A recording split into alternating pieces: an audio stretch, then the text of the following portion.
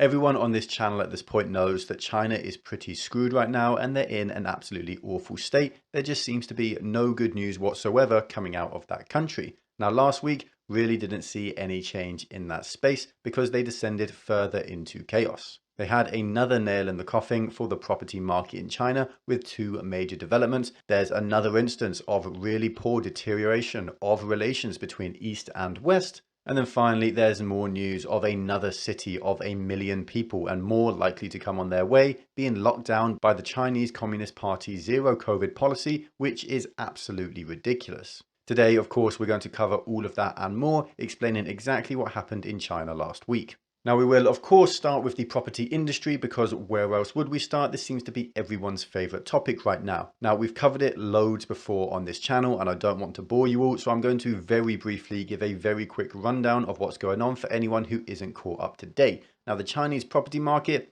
is the world's largest financial bubble, far, far bigger than the crypto bubble, the NFT bubble, the US tech company bubble, pretty much anything else that you can imagine. There are 60 million apartments in China, 100% empty, and with no possibility for them to become inhabited anytime soon because they have no gas, no water, no electricity, no windows, no glass, no flooring, no stairs. Some of them don't even have fire escapes or elevators to get up to these apartments. Now, the bubble finally started to pop last year and prices have been falling every single week since then, which has created a massive problem for the companies which built themselves around this bubble. Property developers in particular were ridiculously over leveraged and suddenly they're incapable of selling these ghost apartments for a profit because no one wants to buy them anymore because they have no value. As a result, these property developers are all starting to collapse and the only possible opportunity they have to pay off their debts is to sell their assets, but now their assets aren't worth anything and they can't generate any money in the future either because all they know how to do is build useless apartments and they're now not worth a thing. Now, Evergrande is the second largest property developer in China and in the world as well, but what they became famous for was for being the most indebted property developer in China in the world and actually the most indebted company in the world too, with over $300 billion in debt, which by the way is about 4 times the debt that Bear Stearns had during the global financial crisis of 2007.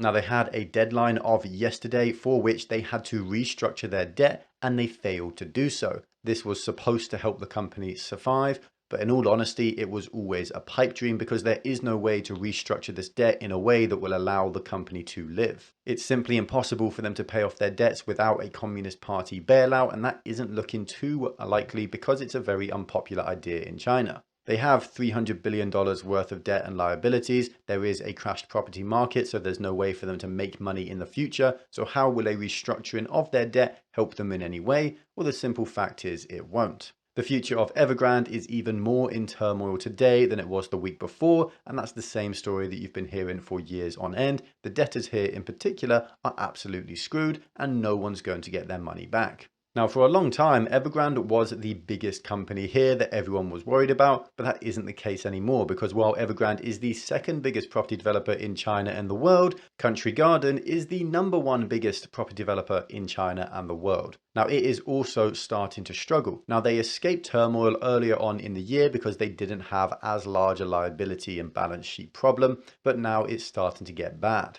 They are now raising capital via a new stock sale, selling at a 13% discount to the current market rate of the company because they need to raise over $300 million in cash to pay off some of their liabilities. Now, they are also saddled, of course, with this huge mountain of debt that they can't pay, and they also don't have an easy way out of here either. This share sale, unfortunately for them, is just a stopgap. It will help them pay their debts that are immediately due, but what happens in 3 months' time, or in 6 months' time, or in 1 year, or 2 years, or 3 years' time, the simple truth is this problem isn't going away because fundamentally their business model, their strategy just doesn't work when there isn't a massive property bubble. The only respite for them and Evergrande and almost every other property developer in China really is a CCP, a Communist Party bailout. The problem is that every developer needs this Communist Party bailout. What do I think is going to happen? Well, I think the Communist Party is going to essentially soft nationalize the entire property industry across China. They've done this in other ways and with other industries in the past, most notably the education industry last year, where they outlawed profit overnight. And I think a similar thing is going to happen to the property industry in China within a year or so.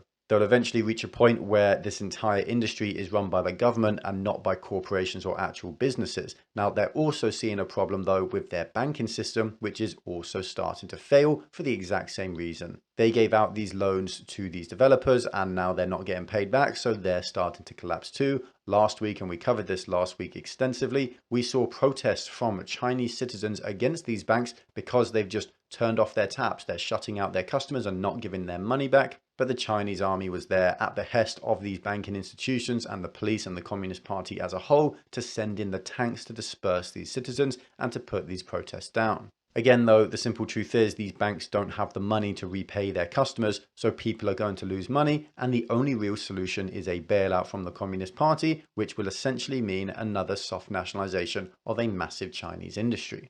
Now, of course, that isn't the only problem facing China, even if it is probably the biggest one. US and Chinese tensions, or East and West tensions in general, are getting worse. I'm sure that won't be surprising to hear. China is, of course, also a massive exporter, and mostly they export to wealthier countries over in the West, like the United Kingdom or the US and Canada. Really, they send over billions of dollars worth of cheaper consumer goods every single day. But there is a massive problem here, and it isn't an easy solve. Right now, it's these tensions that are arising around Taiwan. Now, I'm sure most of you know, but just for anyone who doesn't, Taiwan is basically a sovereign nation, but the CCP don't want it to be a sovereign nation. They want it to be under their control, and the US and the rest of the world has a really weird diplomatic relationship with Taiwan, where they simultaneously do but don't recognize their existence. Now, Nancy Pelosi is going on a big tour across Asia to visit a bunch of different American allies, and she might be going to Taiwan, though this really isn't clear at this point because of the massive diplomatic storm this has kicked up. China obviously hate this idea of Nancy Pelosi going over there because it would lend legitimacy to Taiwan's independence.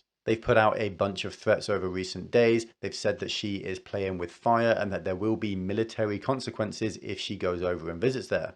In particular, state-sponsored media outlets and media pundits have been going on Twitter and all other social media sites threatening the US with loads of different things that will happen to Pelosi if she dares to make this visit. In particular, and I quote, they said that if US fighter jets escort Pelosi's plane into Taiwan, it is an invasion. The Chinese military has the right to forcibly dispel Pelosi's plane and the US fighter jets, including firing warning shots and making tactical movement of obstruction. If ineffective, then shoot them down. It should be pretty clear to everyone right now that tensions between East and West are very bad, and if this escalates, it could evolve into a trade war, which would obviously severely impact China's exports.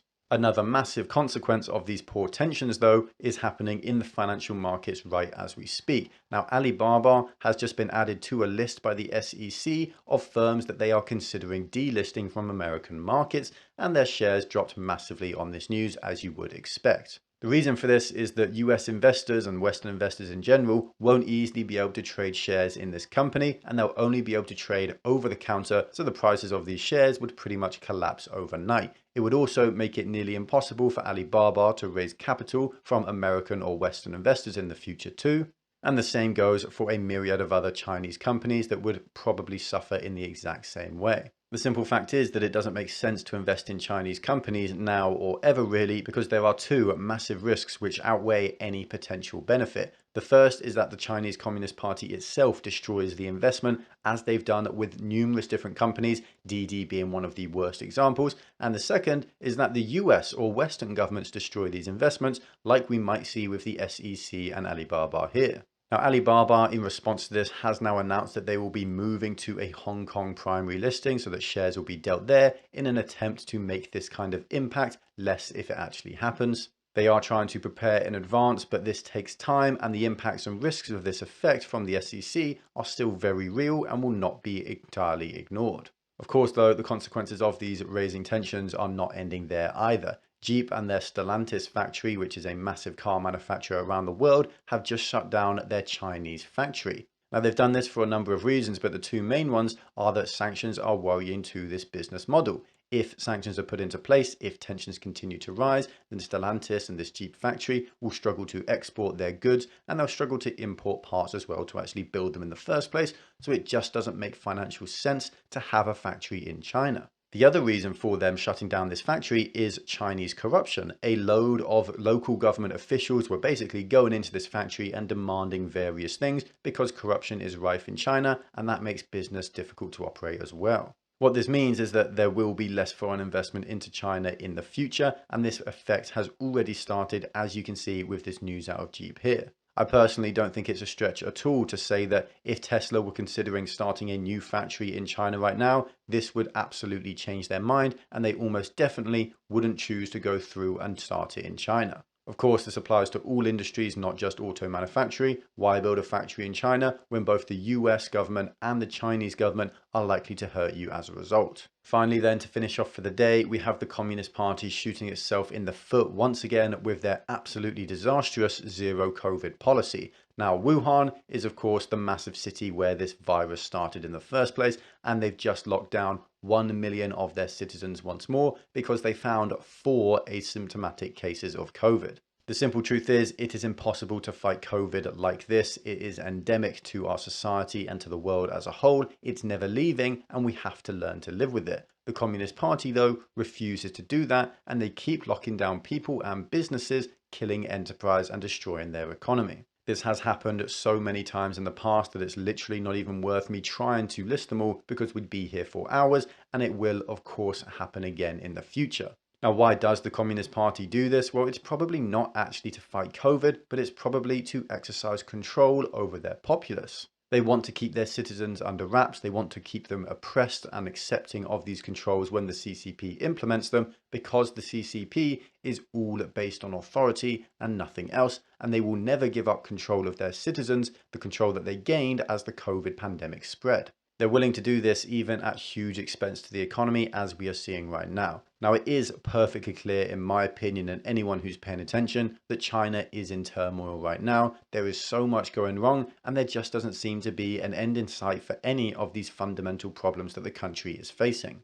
If you have investments in China, I urge you to be very careful because it is a completely unpredictable market. I personally will never touch that market at all, no way in hell, because the risk is just so unimaginably high and impossible to quantify in monetary terms. I will, though, make sure to keep you all up to date on what's going on in China. I'm thinking about making this a weekly series for every Sunday, where I basically just recap exactly what happened in China over the last week and explain to you all why these things are happening. If that sounds interesting to you, then please let me know in the comments down below, because that's the only way I'll know if that's actually what you want from me.